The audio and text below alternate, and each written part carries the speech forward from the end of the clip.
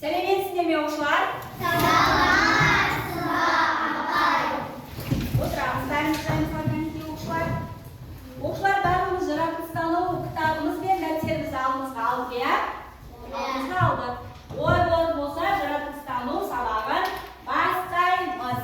Барлығымыз 25-ші сабақта ашамыз жаратылыстану пәнінен. 25-ші сабақ денелер қалай қозғалады? Жылдам және баяу деген тақырыпты бүгін өтетін боламыз. Бәріміз кітабымызды аштық па? Кітабымызды ашсақ, маған қараймыз оқушылар. Біз бүгін денелер қалай қозғалады? Жылдам және баяу сабағын өтетін боламыз. Енді суретке бізде бірінші берілген тапсырмаға қараймыз. Суреттерге қараңдар дейді. Кітапта қарап тұрсыңдар, иә? Суреттерге қараңдар. Ойланып жауап беріңдер дейді. Суреттерімізде не бейнеленген?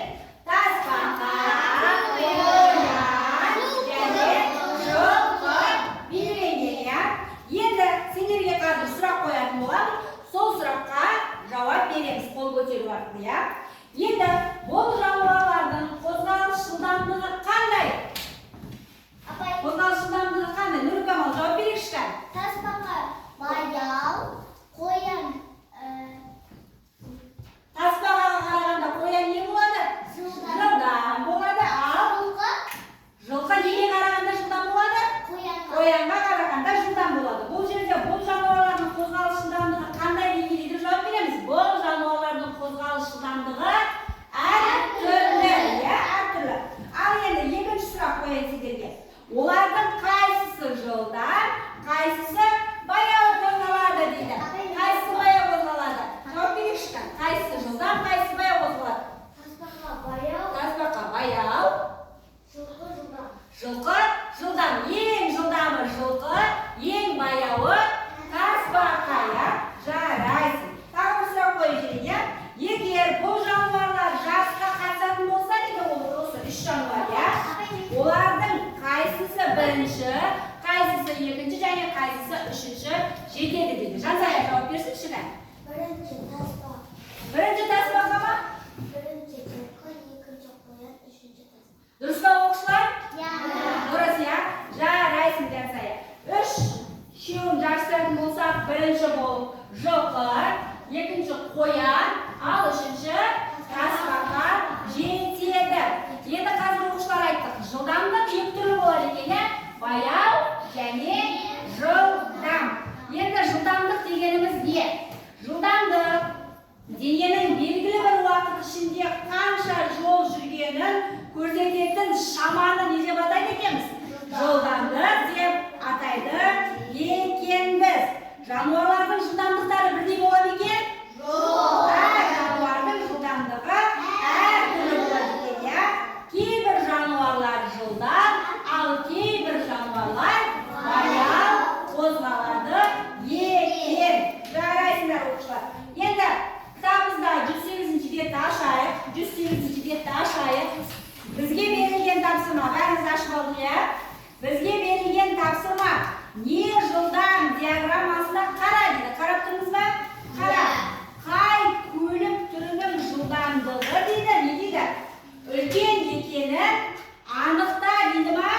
Оқушылар, енді бізде А ұшақ, Ә велосипед, Б автомобиль, В мопед көрсетеді, иә? Енді оқушылар қазір жұптық тапсырма орындайтын боламыз. Мына бізде диаграмма берілген ба? Диаграммада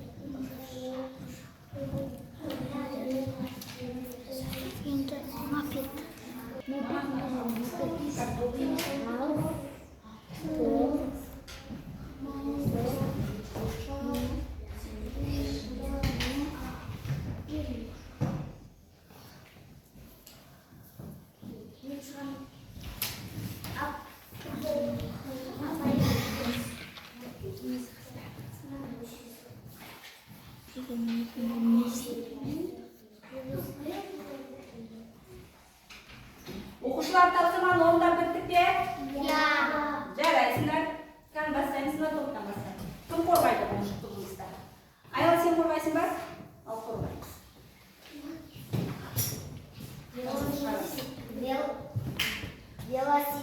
Uşak. Uşaqni qaysi ham belgiladik? A'ga durustmi o'quvchilar? Durust. Mana Vga avtomobil. avtomobil, Vga moped. moped. A'ga velosiped. Durustmi o'quvchilar? Durust, jaraysin. Bassay. A. Uşak. B. Avtomobil. V. Moped. E. Velosiped. Jaraysin. Yur Kamal. A. Uşak. B. Avtomobil. V. Moped. E. Velosiped. Ay velosiped. Durust, jaraysin. Ko'zay. A. Uşak. V. Avtomobil. V. Moped. E. Velosiped. Jaraysin. Yur Kamal. Siz o'raysiz. A. Uşak. E. Avtomobil. V. Moped. E. Velosiped. Jaraysin. Jas. A. Uşak. B. Avtomobil. V. Moped. A. Velosiped. Velosiped. Jaraysin. Ay Sultan. A. Uşak. B. Avtomobil. V. Moped. E.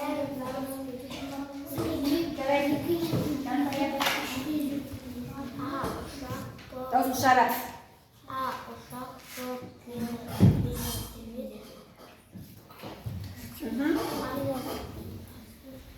B. Avtomobil. A. Uşak. Jaraysizlar o'quvchilar. Bariq jiplik жұмыста o'quvchilar.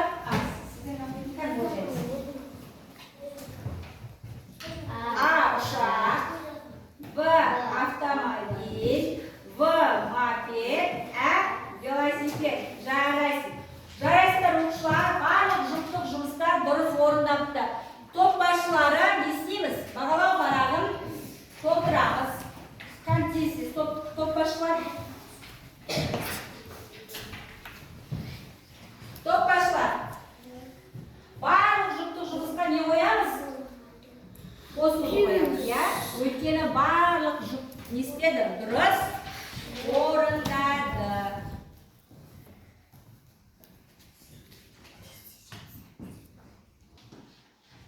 Жарайсыңдар оқушылар.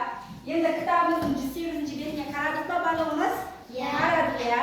Бүгін бізге берілген тапсырманы оқиды. Көзайым оқиықшы. Көліктердің жылдамдығын деген деп бастаймыз. Даусын шығарып оқимыз. Көліктердің жылдамдығын қалай анықтайтын білесіңдер ме? Олар үшін арнайы құралғы спидометрді қолданады. Нұркамал оқимыз расында.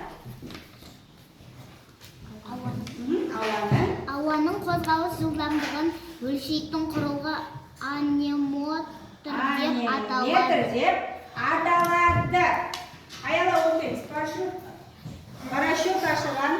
Парашют ашылған соң ол ауаның итеріс күшіне ұшырайды. Сондықтан оның жылдамдығы не істейді? Азаяды. Ал, Айсұлтан оқимыз. Көптеген балықтардың дене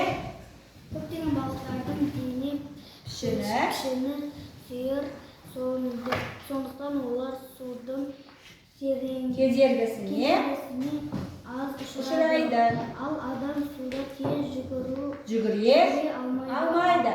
Адам тез тас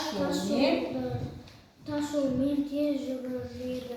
Өйткені оған тек ауаның кедергісі әсер етеді. Енді қараймыз оқушылар. Біздер жылдамдық нешеге бөлінеді дедік? Екіге бөлінеді дедік, иә? Жылдам және баяу. Біздің немізде көлік бар, иә? Дұрыс па? Көліктің жылдамдығын өлшейтін құрылғы не деп аталады екен? Спидометр деп аталады екен. Ал ауаның қозғалыс жылдамдығын өлшейтін құрал не деп аталады екен? Анимометр деп аталады екен. Парашютті бәріміз білеміз бе оқушылар? Білеміз, иә. Парашют ашылған соң дейді, ол ауаның үйкеліс күшіне не істейді екен? Ұшырайды екен, иә. Сондықтан оның жылдамдығы не істейді екен? Азаяды екен. Парашютті төлесе самолеттен түседі, иә, парашютпен, иә. Самолеттен парашют түскен кезде жерге дейінгі жылдамдығы не істейді екен оны? Азаяды екен. Дұрыс па? Самолеттен түскен кезде қатты жылдамдықпен жерге түспейді екен адам. Ненің күшімен жай жүреді екен? Парашюттің күшімен ол жерге баяу түседі екен, иә. Енді қараймыз, көптеген балықтардың дене пішіні қандай болады дейді? Сүйір болады, дей ма? Сондықтан олар судың кедергісіне аз ұшырайды. Ал адам суда тез жүгіре алмайды ма, алады ма? Алмайды. Неге жүгіре алмайды оқушылар? Өйткені су адамға не істейді? Кедергі келтіреді. Ал біз тас жолда жүгірсек тез жүгіреміз ба? Тас жолда жүрсек тез жүгіреміз. Өйткені тас жол бізге не істемейді? Кедергісін келтірмейді, иә? Жарайсыңдар оқушылар. Енді жылдамдық дегеніміз не деп айттым? Дененің белгілі бір уақыт ішінде қанша жол жүргенін көрсететін бірлік не деп аталады дедік? Жылдамдық деп аталады екен, оқушылар. Енді қараймыз, сендерге бір сұрақ қойып жіберейінші, бәріміз қараймыз. Бізге міне. Автокөлік дейді, 320 километр жолды 4 сағатта жүріп өтіпті. Міне автомобиль, дұрыс па? 320 километр жолды ол қанша уақытта жүріпті? 4 сағатта жүріп өтіпті, иә? Енді автокөлік қандай жылдамдықпен қозғалғанын біз не істеуіміз керек? Табуымыз керек, оқушылар. Ал енді автомобиль бізге 1 сағатта қанша қозғалғанын не істеуіміз керек? Табуымыз керек, иә? Барлық жолдың ұзақтығы қанша бізде? 320 километр. Оны қанша сағатта жүрген? 4 сағатта жүрген. Ал автокөлік қандай жылдамдықпен қозғалғанын табу үшін не істейміз? Не істейміз, оқушылар, кәнекей? Не істейміз? Жоқ. Есеп шығармаймыз ба? Мына есептің не істейміз? Шартын құрамыз, иә? Оқушылар, математика сабағынан өткенбіз, дұрыс па? Ол үшін біз жүріп өткен жолды сағатқа не істейтін едік? Не істейміз? Бөлеміз. Сонда 320 километрді неше сағатқа бөлеміз? 4 сағатқа бөлеміз. Сонда біздің жүріп өткен жолымыз шығады ма? Там бөлейікші, дәптермен жұмыс жасаймыз. Шартын құрамыз және шешімін не істейміз? Шығарамыз. Дәптерге жазамыз.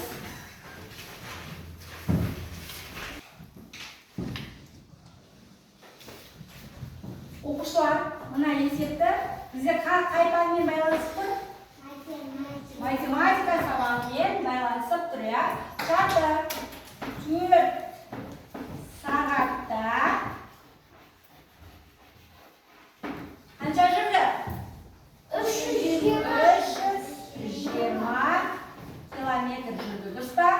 Енді біз нені табуымыз керек? 1 сағатта қанша жол жүргенін не істеуіміз керек? Табуымыз керек, дұрыс па? Жүрді деп жазсақ. Қысына жазылайын ба, Симай олығында? 320 километр не істеді? Жүрді, иә?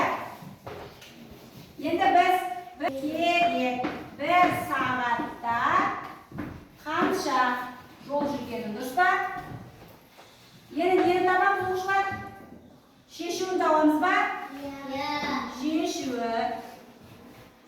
Ал орындаймыз. Шешуі.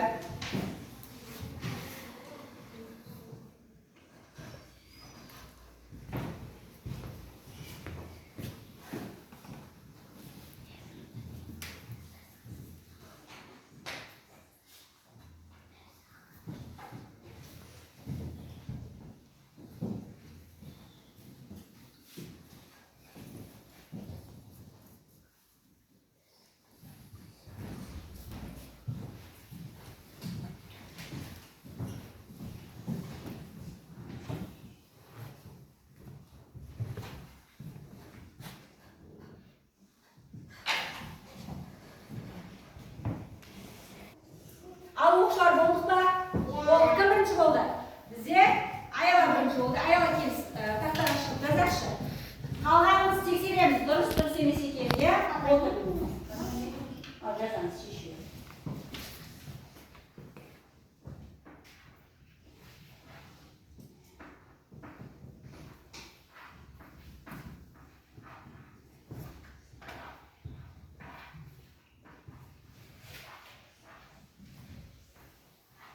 Дұрыс па оқушылар? Жүріп өткен жолды сағатқа не істейміз? Бөлеміз. Жауабы.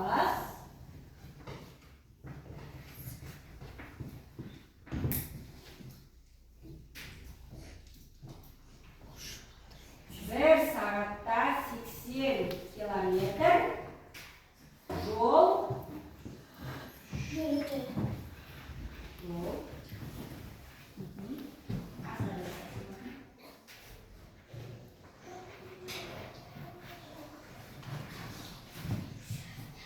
Жүрді. Дұрыс па оқушылар? Айланың жазғаны дұрыс па? Жарайсың, Айла отырамыз. Дұрыс емес шығарған оқушылар болса, тақтаға қарап не істеп аламыз? Дұрыстап аламыз. Тапсырған дұрыс орындамаған болса.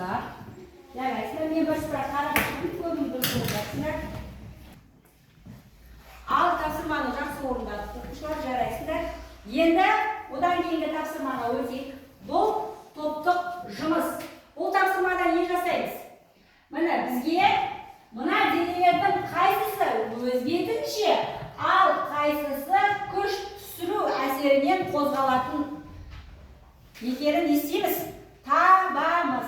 Мына бізге берілген 5 сурет, осы 5 суреттің ішінде қайсысы өз бетінше қозғалады, ал қайсы заттар күш көрсету арқылы қозғалатынын не істейміз? Табатып боламыз. Кәнеке оқушылар орындаймыз. Мына алдарыңызда парақ тұр, сол параққа не істейміз? Орындаймыз. Өз бетінше қозғалатынды бір бөлек, күш көрсету арқылы қозғалатынды бір бөлек орындаймыз.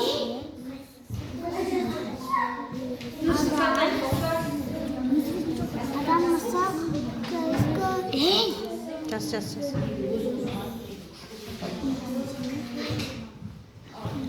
Өз бетінше қозғалатынды бір бөлек, ал күш көрсету арқылы қозғалатынды бір бөлек жазамыз. Заттың атын не істейміз ол жерге? Жазамыз. Суретте бейнеленген затты жазамыз. Жазамыз. Өз бетінше күш көрсету арқылы.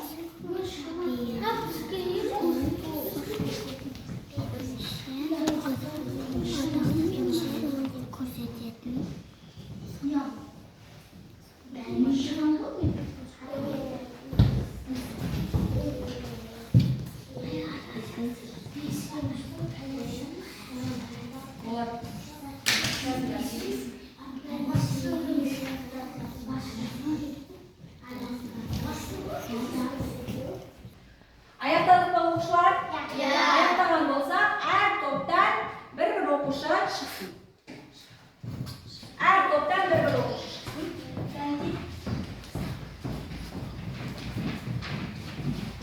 birinchi topdan Alimur, ikkinchi topdan Ko'zayim, uchinchi topdan Diyaz, al to'rtinchi topdan bizga kim chiqdi? Jansaya chiqdi. Al birinchi topda Alinur qo'rg'aymiz. O'z betincha adam. O'z betincha qo'zg'alатын adam deydi, durustmi? Durust. Tag'da Misiq.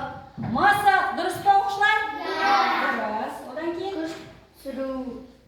kuch suruv orqali qo'zg'alатын. Kolyazka deydi, durustmi o'qishlar? Durust. Shana. Ko'ylak. Ko'ylak. O'yinchiq ko'ylakmi yoki qadimgi ko'ylakmi? O'yinchiq ko'ylakda, qadimgi biz aydab yurgan ko'ylakda kuch suruv orqali nima istaydi? Qo'zg'aladi. Yaraydi. Ilamiz. O'rnagan taqsimimizda. Najika masalasi. Ikkovi qo'shib qo'ysak. Al Jansaya.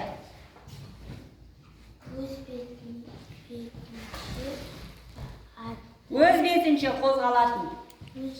Yozib chiqaramiz Jansaya. O'z betincha qo'zg'alатын adam misiq. Kuch Orqali kolyazka, shana va ko'ylak. Durust o'qishlar? Durust. Jaraysiz. Qanday ilamiz? Ko'zayim. O'z betincha qo'zg'alатын adam misiq. Kuch ko'rsatuv orqali qo'zg'alатын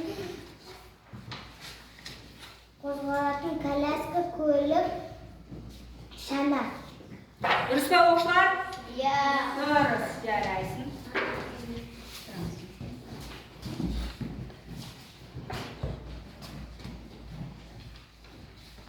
O'z betincha ko'rsatuvchi zatlar. Qo'zg'alатын, ya, o'z betincha qo'zg'alатын.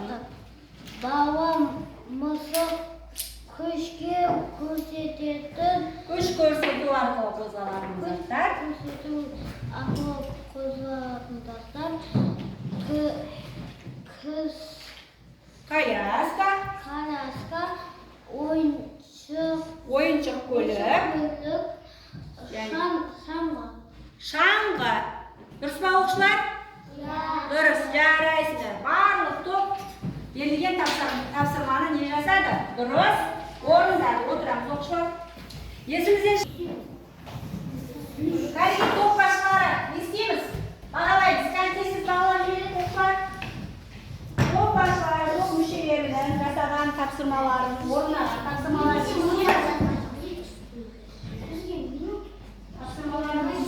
bag'alaymiz.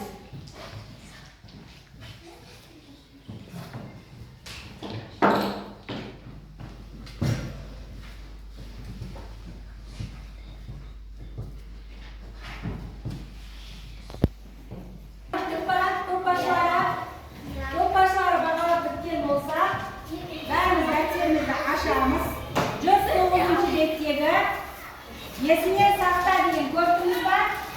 Shuni dakterimizga yozamiz. Esingga saqla.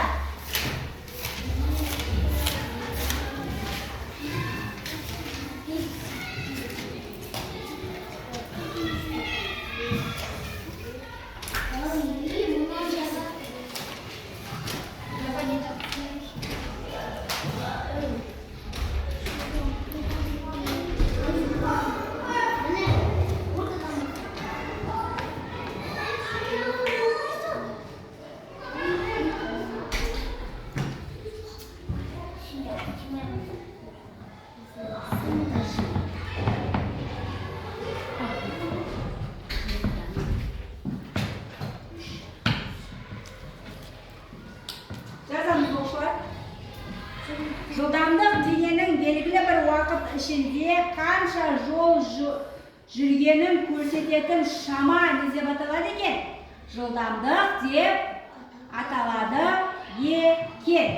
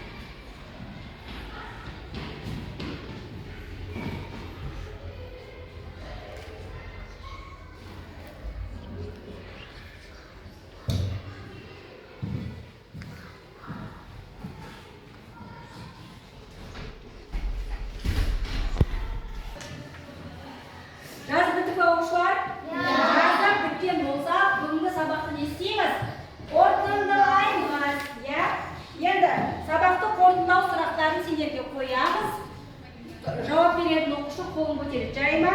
Бүгінгі сабақ, қандай сабақ өтті оқушылар бүгін? Қандай сабақ өтті? Тақырып қандай? Денелер қалай қозғалады?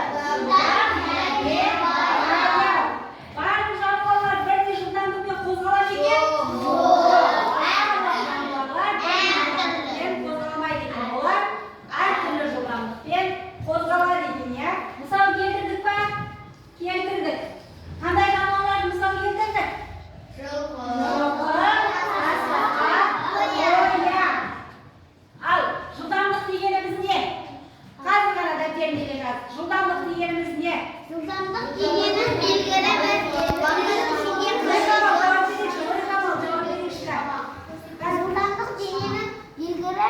белгілі бір уақыт ішінде қанша жол жүретін көрсететін шаманы не деп атайды екен? Жылдамдық деп атайды екенбіз.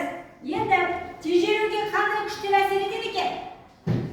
Тежелуге біздің қатты жүгіріп кетіп баратып, жай жүгіріп қалуымызға нелер әсер етеді екен? Мысалы келтірдік қой. Мысалы егер судың ішінде жүгірсек, ол су бізге не істейді дедік? Кедергі жасайды. Біздің жүгіру жылдамдығымызды не істейді? Тежейді ма? Тежейді. Тағы қандай мысал келтірдік? Мысалы ретінде парашюттен секірген кезде оның жылдамдығына не кедергі жасайды екен? Ауа кедергі жасайды екен, иә? Ауаның кедергісінен парашют не істейді екен? Жылдамдығы баяу болып жерге түседі екен, иә? Дұрыс па оқушылар? Ал енді біз ауаның қысымын өлшейтін құралды не деп атаймыз дедік? Ауаның өлшемін анометр деп аталады дедік. Ал көліктің жылдамдығын өлшейтін құралды не деп атаймыз дедік? Спидометр деп аталады дедік, иә? Ал енді оқушылар бүгінгі сабақты түсіндік пе? Бүгінгі сабақты түсіндік, иә? Ал бүгін сабақ қалай өтті? Жақсы өтті ме? Бүгін барлығын түсіндік пе? Бүгін барлығын түсіндік пе? Түсінген болсақ, енді үйге қай тапсырманы аламыз?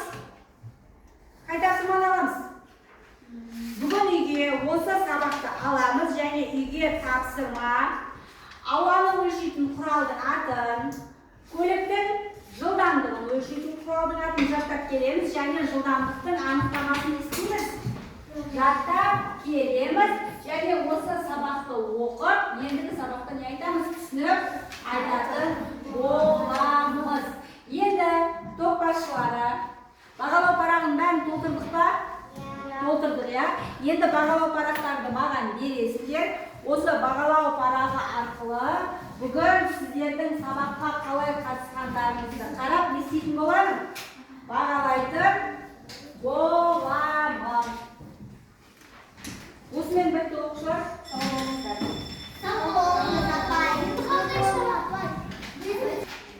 Ал оқушылар, бүгінгі сабақ ұнады ма?